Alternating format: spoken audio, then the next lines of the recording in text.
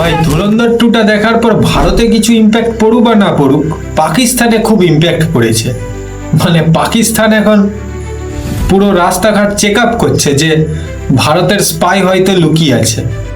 को पकड़ा हुआ है, दिखाए इस वक्त ग्रैंड ऑपरेशन सेंट्रल पुलिस का झपटना देखे उधर दिखाए ग्रैंड करके उधर दिखाए शाबाश शाबाश उधर दिखाए आजा आजा दिखा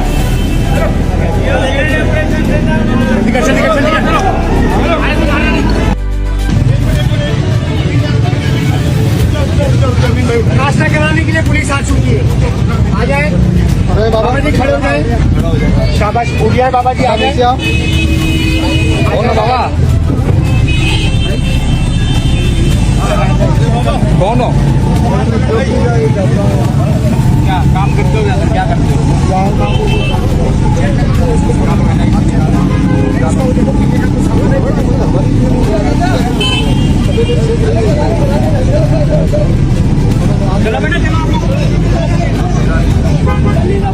चले बाबा जी, सो जाए। आ जाए, किसी को पुलिस परेशान नहीं करेगी। आपको बताओ, किसी को परेशान नहीं किया जाएगा। এরকম সব ভিডিও পেতে এই চ্যানেলটিকে সাবস্ক্রাইব করবেন।